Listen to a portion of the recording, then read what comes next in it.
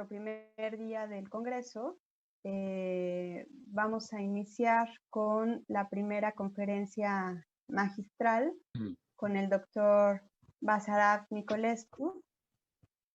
Voy a permitirme leer una muy breve semblanza de una trayectoria amplia del doctor NICOLESCU y enseguida le daré la palabra.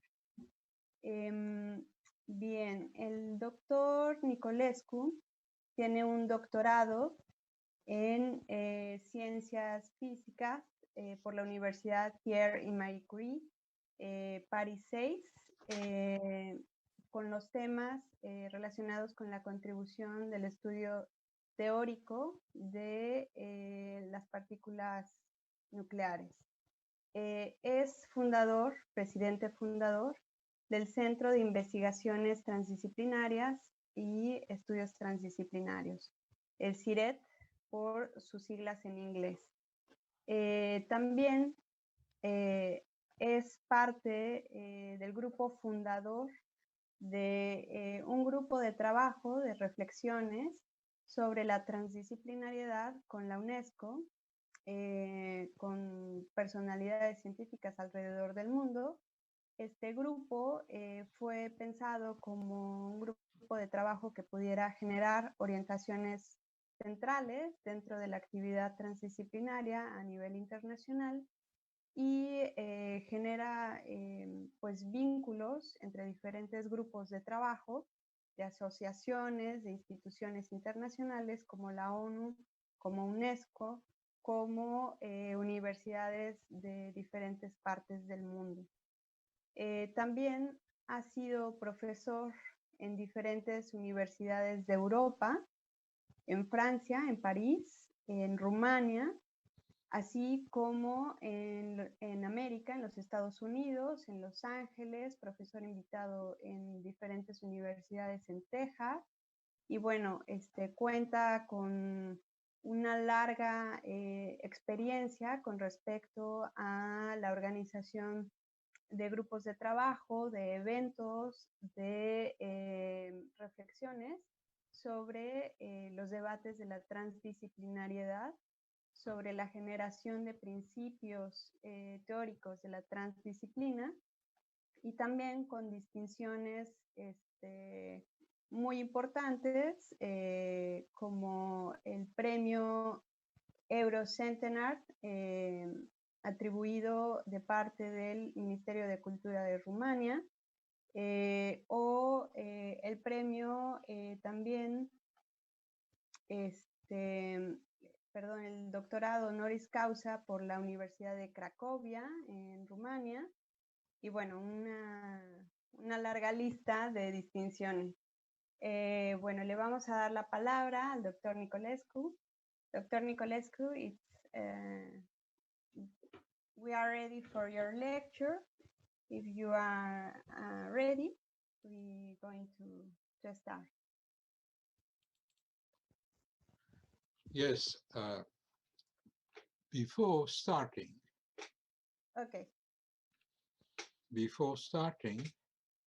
I would like to express my deep thanks to Professor Giulietta Haida for the wonderful work she did to organize this virtual Congress, together with the wonderful National Committee and the wonderful team, media team from INAC.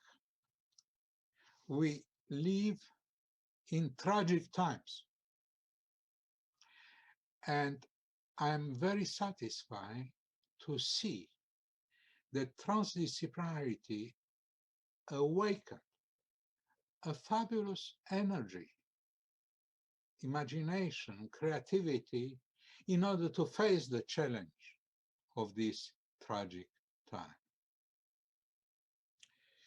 So now we have two congresses, one virtual congress with a very rich program and one presidential congress in November 2021.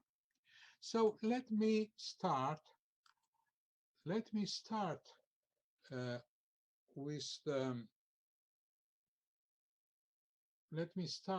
the simple question. Can I be happy if there is violence inside me?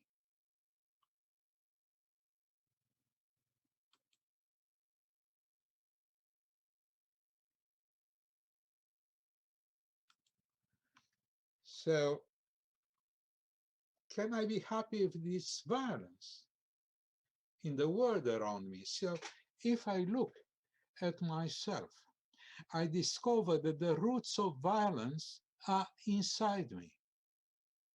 My thoughts, feelings, and instincts are in perpetual conflict. So the key in the process of becoming nonviolent is to enter in dialogue with everything around ourselves and inside ourselves. Can we really dialogue? The word dialogue appeared, in fact, at the foundation of modernity, but it referred only to nature. In the famous book of Galileo Galilei, the dialogue of the two systems of the world, in 1632, which we can consider as the birth date of modernity.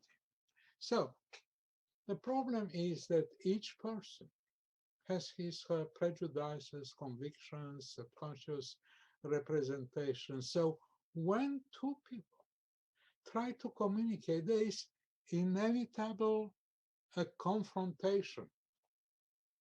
Representation against representation, subconscious against subconscious. So as this confrontation is subconscious, it often degenerates into conflict. So language is the vehicle of these subconscious representations. We use the same words, but their meaning can be radically different. We are manipulated by our own representation. So the dialogue, in fact, is strictly impossible in the absence of a methodology of dialogue. We can only monologue. It is almost impossible to be at the place of the other. So the same considerations apply in the case of nations, cultures, religions, spiritualities.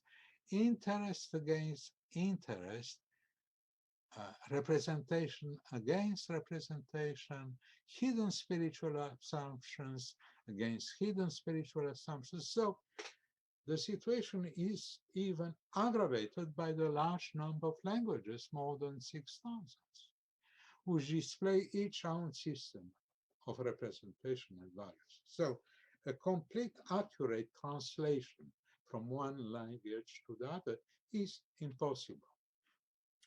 It's also aggravated by the contemporary immense means of destruction and the continuing destruction of the environment. So the inevitable conflicts could lead, for the first time in the history of mankind, to the disappearance of the human species. That's the reason why a new model of civilization is necessary, and the keystone of that is the dialogue between science and humanities, human beings, nations, cultures, spiritualities, and religions for the survival of humanity. So, what is the methodology of dialogue? The suspension during the dialogue of our prejudices to arrive at a fusion of horizons, like Gadamer said, is necessary. What is the role of the spiritual dimension in this dialogue? We can answer all these questions adopting the methodology of transdisciplinarity. I recall in few words what is transdisciplinarity? We assisted at the fabulous increase of knowledge from the number of disciplines at 7 in the 1300s, when the first universities were founded, we arrived to more than 8,000 disciplines. So we have to distinguish it in multi, inter, transdisciplinarity. Transdisciplinarity is studying that it is once between the disciplines, across the disciplines, and beyond all disciplines, like the beautiful Latin word says, trans, between, across, and beyond. The goal is the understanding of the present world. Understanding means the fusion of knowledge and being. What is the finality? It's the whole finality of unity of knowledge. So, transdisciplinarity is the study of the interaction of object and subject, leading to new knowledge. The methodology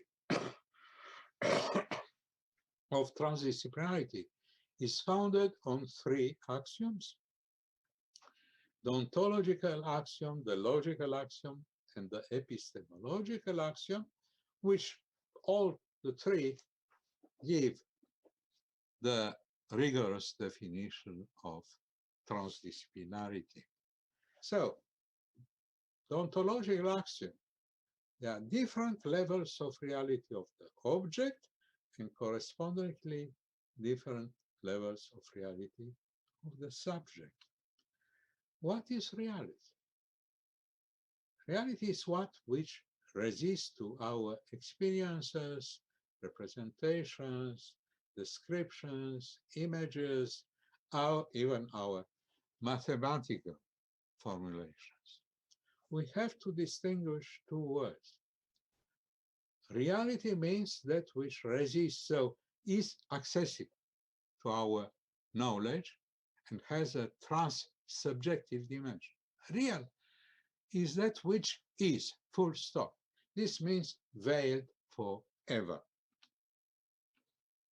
A level of reality means a set of invariant systems, invariant under certain general laws in the case of natural systems, or under certain general norms and rules in the case of social systems. And what is important to note, there is discontinuity between levels. Here is a very schematic representation of levels of reality. The levels of reality of the object you have here on this slide, and you have a zone of non-resistance, and you have this ellipse which shows the conformity, the self-consistency of levels, and this restores the continuity between levels. The same thing, but with a very different meaning, is in the case of the subject. The big philosopher Husserl spoke about these levels of reality of the subject, again with its zone of non-resistance. So, what is transreality? You put together the object and subject, they intersect through these ellipses of self-consistency, so you can realize from this simple schematic figure that knowledge is neither exterior nor interior. Examples: quantum level, macrophysical level, classical levels, cyberspace-time level, superstring level, theoretical and natural systems, and the social systems, individual level, geographical, historical community level, cyberspace-time community level, planetary level, cosmic level. And if we confuse the levels, terrible problems arise from understanding and action. The logical axiom tells us that the passage from one level of reality to the other is ensured by the logic of the included middle, which was studied and introduced by Stéphane Lupascu, saying that there is an axiom of the included middle, there is a third term, T, which is at the same time A and non-A. You can realize how this is possible on this slide. And you have here the symbolic representation of the action of the included middle. You can have a feeling of how this happens, taking this image of a cylinder projected on the right side gives a circle, projected on the right, left world gives a square. But a circle is not a square, A, non-A. But in fact, there's no mystery. It's a cylinder which is projected onwards. So in fact, you see that here is a question of language. The epistemological axiom, complexity, says that the structure of totality of levels of reality and perception is a complex structure. Every level is what it is because all the levels exist at the same time. Now, transreality means that you take these levels of reality of this object, subject, and the hidden third, and you put them in context.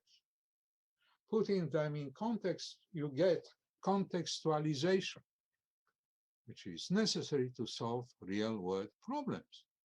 Like, for example, levels of organization, structuring, integration, and so on. No time to insist on that, but it's very important to realize that we have to contextualize. So, a new principle of relativity occurs. No level of reality constitutes a privileged place from which one is able to understand all other levels of reality. Every level is characterized by incompleteness.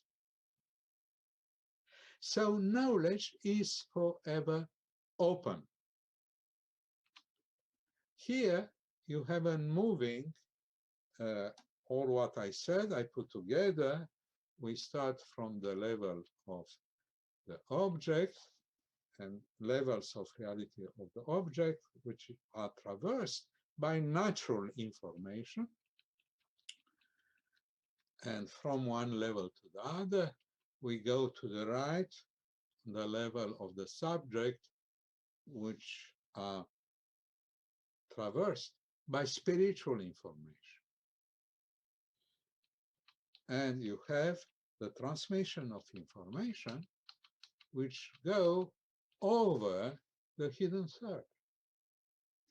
In this region of non-resistance, where religions, spirituality, and cultures are located, gives them a chance to dialogue because they share this hidden third region, non-resistance region. So it goes forever like that, forever.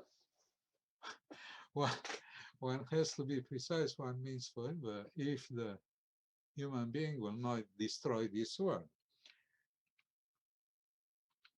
So in the transdisciplinary approach, the hidden third appeared as the source of knowledge, but in its turn needs the subject in order to know the word of the subject, object, and the hidden third are interrelated. So human being appears as an interface between the hidden third and the world. The eradication of the hidden third in knowledge leads to one-dimensional entity, reduced to their cells, neurons, quarks, elementary particles, electronic chips. So the hidden third between the subject and the object denies any reasoning. It's very important to realize that also. So reality is also trans-rational. The role of the hidden third in transdisciplinarity is to establish the connection between reality and the real. The hidden third by itself cannot be known because it's the very source of knowledge. Catalyst of movement, it possesses an infinite number of faces. The hidden third is the guardian of our irreducible mystery and the only foundation for the human dignity. Without the hidden third, all is nothing by ashes.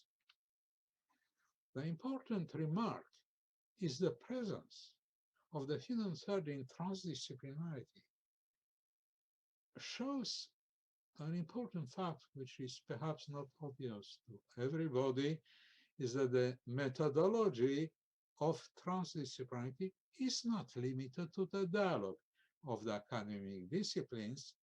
So methodology of transdisciplinarity is universal methodology. This means it applies to any situation, but of course has to be contextualized. What is the situation today? Today we are confronted with a desire, I would say satanic desire, to take the words of religion, of eradication of the hidden third, what I call in my last works the new barbarism. The new barbarism means panterrorism, means anthropocene, means biodiversity and destruction of life, means transhumanism. Panterrorism, unfortunately, we live tragical events in France these last days. Connect with that is a new form of totalitarianism that uses religion as a political project. Anthropocene means there is a danger today, for the first time in the history of mankind, concerning the extinction of the entire human species.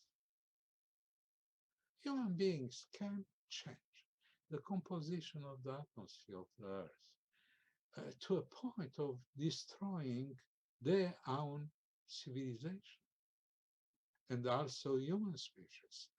The Anthropocene, without spiritual dimension, will lead us to the brink of the abyss. Biodiversity and destruction, there is a big report in 2019 saying the huge dangers of a result of human activities. Species, millions, go towards extinction. If we destroy the equilibrium of life on Earth, we destroy life on Earth. Transhumanism. Transhumanism is a philosophical and ideological current, quite strong, saying that human beings will become increasingly like more machines, and machine will become increasingly more human. So natural selection is considered to be outdated, and it is replaced by technological selection. Future society will be divided between transhumans and all humans, us. So is essentially an anti-democratic society. Transhuman, with certain philosophers and ideologues called by oratory precaution, improved humans, will constitute a new biotechnological species, and the future divided society will be divided between transhumans and ancient humans.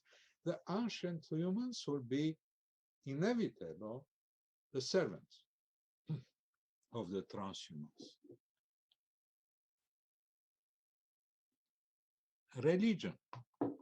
Religion itself will be completely different if the vision of Homo Deus is required. It will be a god of algorithms, unknown and inaccessible, but without any transcendence. The word barbarian, we must be careful, means stranger, alien, belonging to uncivilized world. But new barbarism I speak about introduce a new radical newness. The alien is not outside, but inside us. We are our own barbarians. Violence is inside us. So the triple barbarism is ontological barbarism, means desire to reduce everything to a single level of reality. Logic barbarism, refusal of any other logic than that of the excluded third. Epistemological barbarism, refusal of complexity. All these questions we are talking about revolve around the problem of violence. Violence made to the human being by the acting on his nature and made to the earth everywhere today by the modification of the cosmic conditions of our planet. The ethical imperative of a transdisciplinary civilization is togetherness. Only through that transdisciplinary dialogue can we face the challenges of the contemporary world, dialogue between human beings and non-human forms of life, animals, plants. Dialogue between human beings and the cosmos. Dialogue between human being and the divine. Dialogue between cultures, religions, spiritualities. So, big question. What could be really sustainable today? Environment, economy, society, education, politics, religion, spirituality, future nation, world order, no one in itself. Because all of them are interrelated. Transdisciplinarity is therefore a necessary approach. Transdisciplinarity says the only sustainable system is the cosmic system in all its dimensions, from the quantum particle till the most distant galaxies. Every level of reality sustains every other level of reality. So the definition of strong sustainability, I call it TDSS, is a sustainability which takes into account all levels of reality and the hidden side. At face value, this kind of sustainability may seem asymptotic and therefore utopian, but the hidden third has the virtue of unifying all levels of reality. So, what are the roots of violence? The key point of TDSS, as I already said at the beginning of my talks, the roots of violence are inside human beings. Our thoughts, feelings, instincts are in perpetual conflicts. The confusion between levels of reality of thoughts, feelings, and instincts generate violence inside ourselves. Only if we can harmonize our thoughts, our feelings, our instincts, can we discover a new intelligence which arises the violence in ourselves.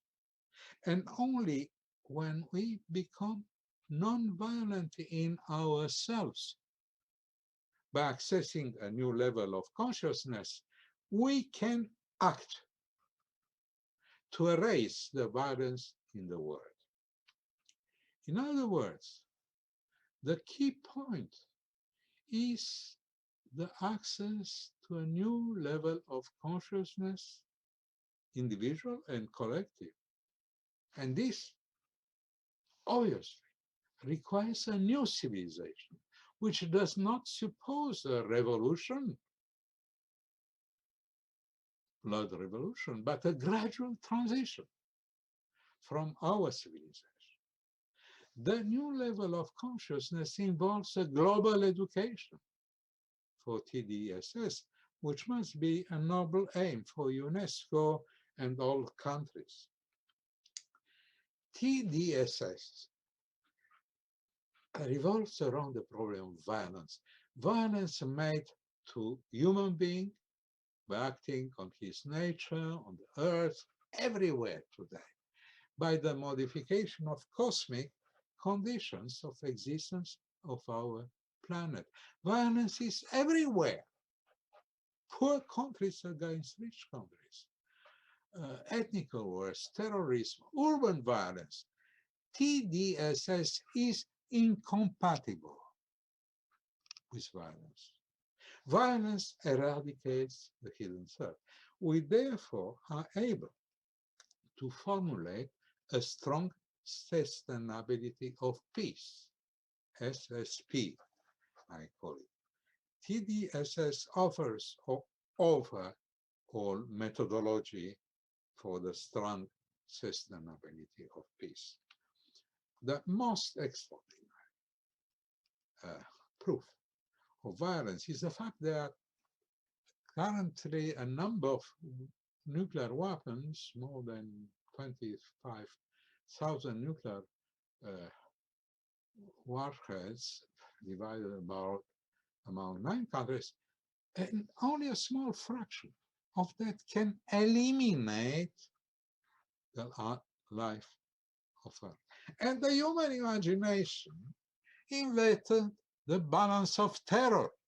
This means that an agreement between those who have the nuclear weapon not to use it, because that would lead to the disappearance of the adversaries. In English, the agreement is called MAD, Mutual Assured Destruction, which by a funny coincidence means crazy in English. Who could prevent a dictator from triggering the nuclear apocalypse? So SSP requires the destruction of all nuclear weapons. What we learn from coronavirus pandemic? Everything happened as is stop was given on a planetary level.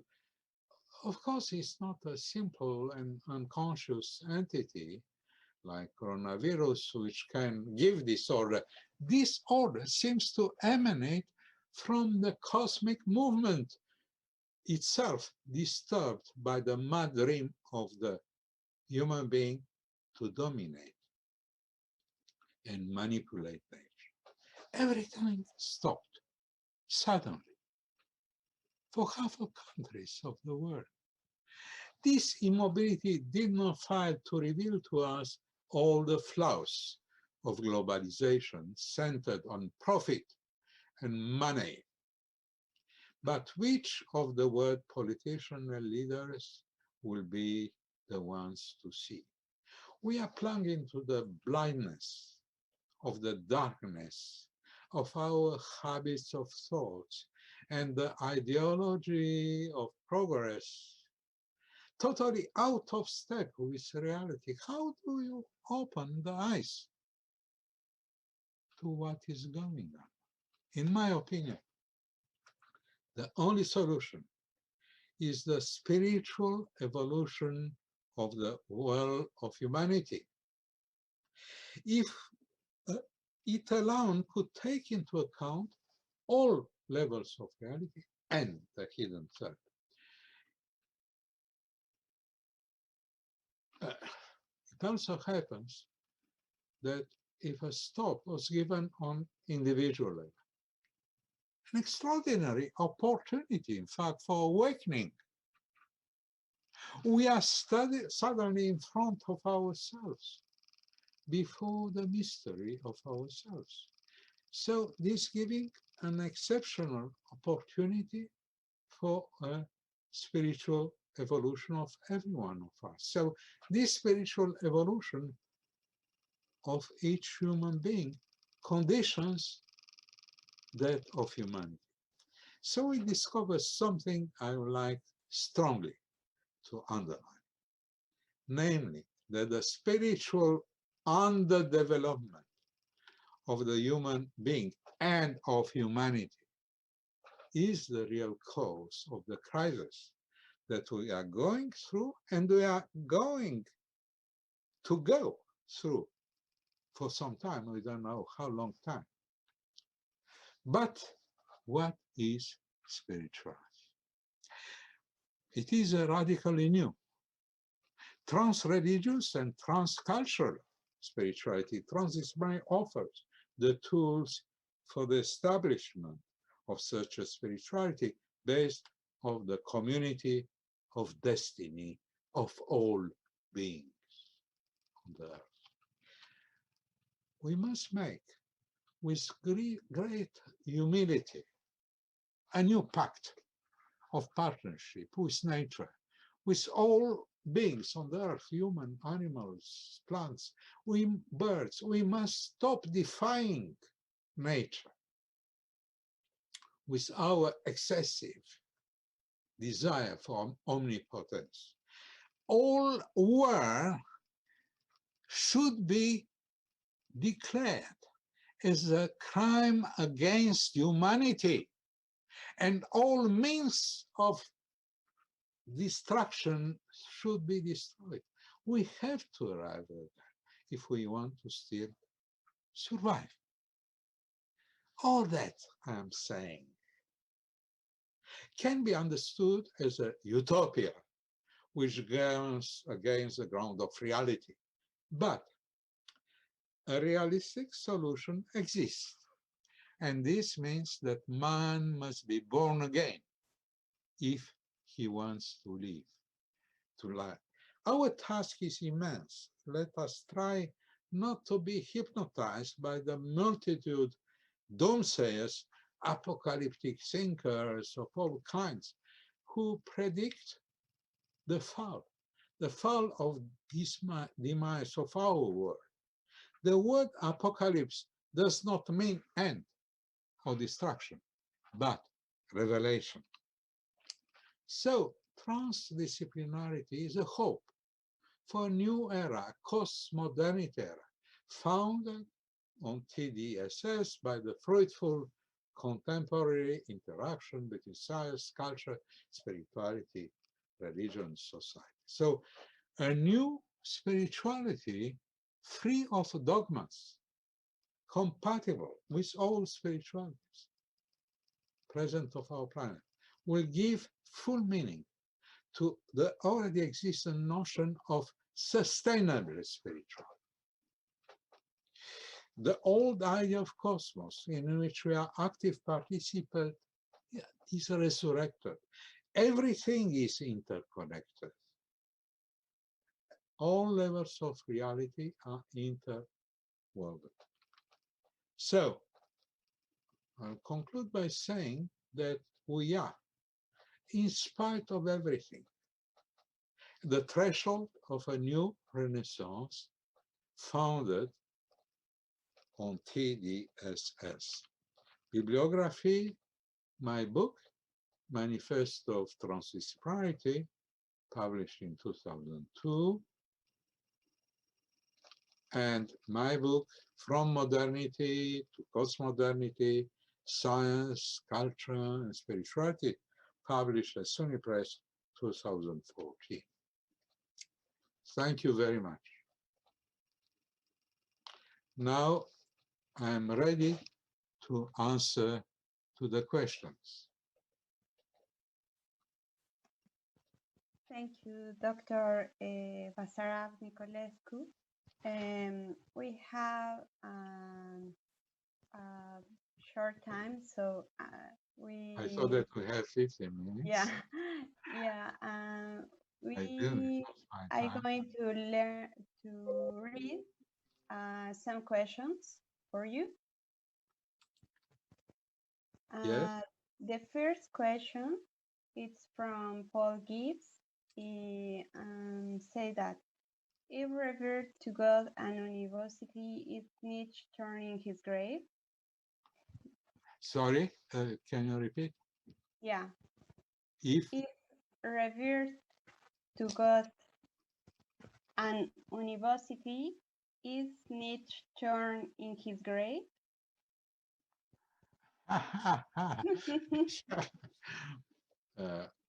Well, university, as I said, has to be renewed. And Paul Gibbs is one of the masters of how university to be renewed and not to be a grave. So I would say it's not a grave. University is a fabulous place for teaching, understanding, acting. But a university which integrates transdisciplinary methodology. Thank you for this question. The second question, is creativity somehow in the area of hidden fear? How does Professor NICOLESCU view the relation between creativity and the meal included from Diego Satiro? Can you repeat the question? The last part, because I didn't understand. Yeah, I read it again. Is creativity somehow in the area of hidden fears? Yeah. How does Professor NICOLESCU view the relation between creativity and the middle included? Including. Very good question. Excellent question. Because there is an interrelation between the hidden third and the included middle. You see, the included middle, in order to act, included middle is logical, so it's nothing very special about it. But in order to join, to pass from one level to another, the flux of information has to go in between levels, where is precisely non-resistance level, so the hidden third. So hidden third and included middle are interrelated, and this is a big condition for creativity, in particular when you are studying interaction between arts and science, for example, and many other places. Thank you for this question. Who put this question? I would like to know. Diego Satiro. Thank you. Okay. A third question, you can answer that? Sorry? You can answer a third question. Which one? Sure, yeah. Okay. How to expand the levels of perception in order to expand the levels of reality? Yeah. There is only one way. In order to expand, you have to enter in the zone of non-resistance. to have the feeling. You see, the hidden thought cannot be thought. It's not an object of theories, philosophy, and so on. But hidden thought can be felt in ourselves. So if we are open, we open ourselves inside ourselves. What means open? Not to be slaves of associations, thoughts, and so on, but to open to feelings, to instincts, to the flux which is going through all this universe, beautiful universe. If we open to that, we are able to expand. How? Through meditation. For example, meditation is a wonderful tool for expanding. Prayer, for those who are believers. All these techniques invented from centuries by civilization of going deep inside, making your thought quiet, your associations quiet, and feeling that. I'm Orthodox. In Orthodox religion, in our Orthodox religion, we call that an apophatic knowledge. Apophatic means knowledge through mystery. How a mystery can go to knowledge looks like a contradiction. Can go. If we are deepening the mystery. So the rationality of transdisciplinarity is an extended rationality which supposes a dialogue with a known, but not any unknown, the unknown which is unknown forever. So we have to negotiate with this unknown, to accept it. Not to reduce all to the known, because it will be a disaster, but to accept it and put it in dialogue with what is known through science, art, spirituality, and so on. So it's a huge realm of opening and creativity. Thank you for this question.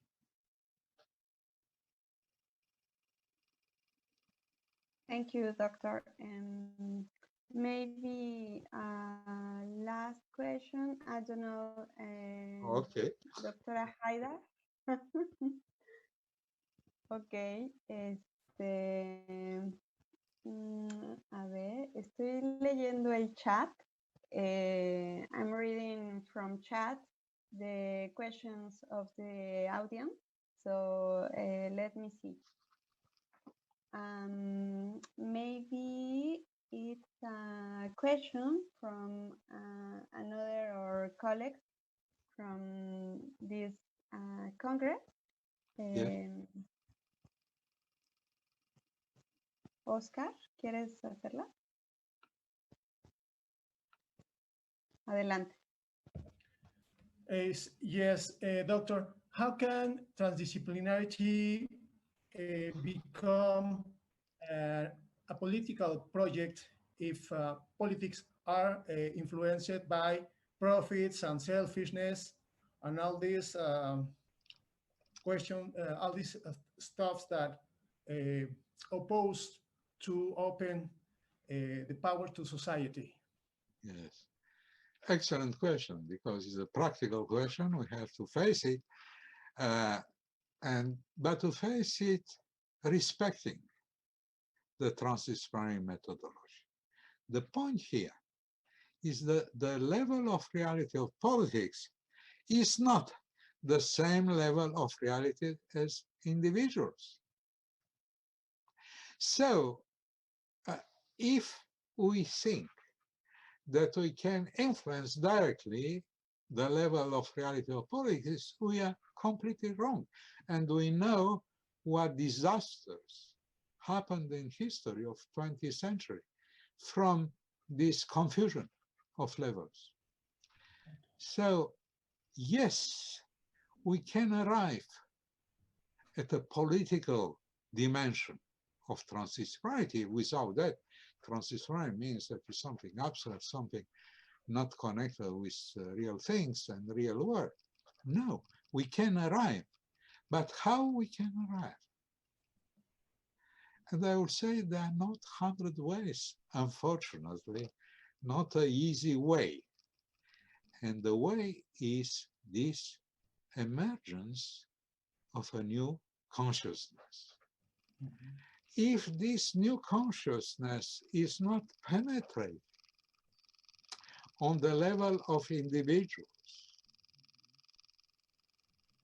and so influencing the political level and political leaders themselves to be penetrated by this new consciousness, is no hope. All things will go as ever. This means, for example, in the case of pandemic, let us hope that will be finished. I'm sure the politician will come back to the old ideas. And that will be terrible because old ideas lead to the same effects. The same causes lead to the same effects. And this transformation of consciousness has to, how to say, to become a knowledge for political leaders. At some time in my dreams, I said that we have to form political leaders to transdisciplinarity. It never occurred really, but has to occur. How else can we do it? There are people who can be open in themselves, but they say, oh, really, like it is, we have to respect, we cannot do. But if you cannot do, this means you'll find again the same old world, with profits, with economy in the center, against the human being. So, yes, we can, if we do what we do here with this Congress, to try to spread our ideas all over the world. Thank you for this question. Thank you. Thank you.